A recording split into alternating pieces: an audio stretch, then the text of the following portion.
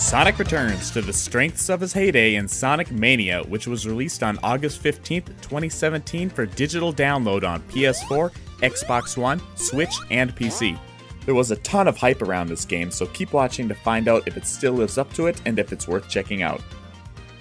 Sonic games have been struggling since the days of the Sega Genesis, but with Sonic Mania, Sega handed over the developer privileges to a team of independents that have provided us with a remarkably faithful and fun adaptation of those early 90s classics. Christian Whitehead, Pagoda West, and Headcanon have recaptured the thrill and speed of Sonic with a layer of polish that will leave you on the edge of your seat recalling the glory days of blast processing. The speed and frenetic nature of the game will leave you stunned, stressed, and hungry for more. First, let's talk about the story, which frankly doesn't really matter. You play as Sonic, Tails, and/or Knuckles and progress linearly through the stages in search of the Phantom Ruby while trying to stop Dr. Eggman, aka Dr. Robotnik, from using it for evil purposes. There's a dimension travel aspect to it as well, which is used to explain why the cast returns to classic zones such as Green Hill Zone and Chemical Plant Zone. In fact, the remade zones make up a majority of the game, but do offer new layouts and elements.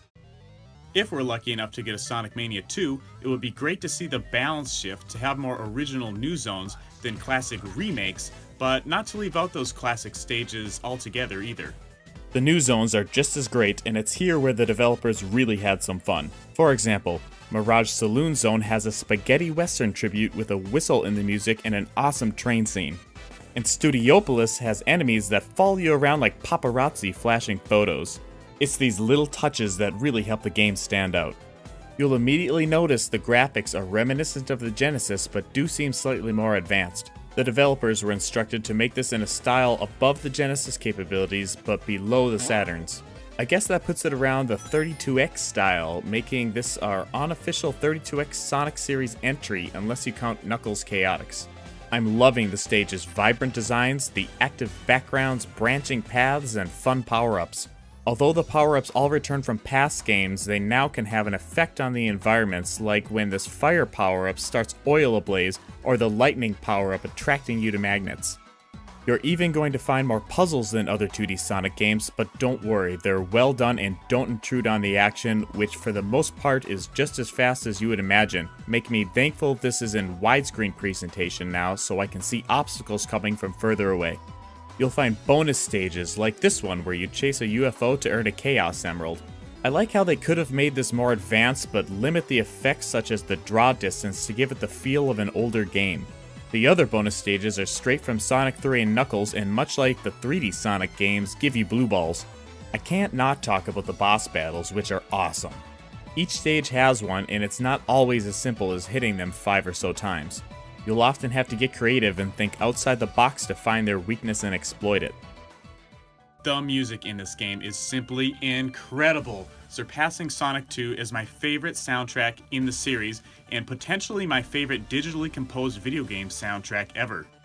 The tracks go perfectly with the frenetic move and setting of each stage. Just listen to this, it's awesome.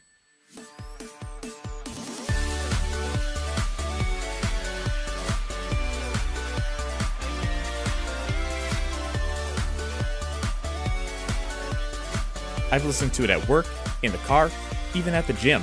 It gets you pumped up. I dig the remixes to classics like Chemical Plant Zone and the new tracks fit right in. It's the perfect combination of retro meets new. But it's not all puppy dogs and rainbows, as I do have a couple complaints about the game. The first of which is that we aren't getting a physical release. I would have loved to have this one on my shelf.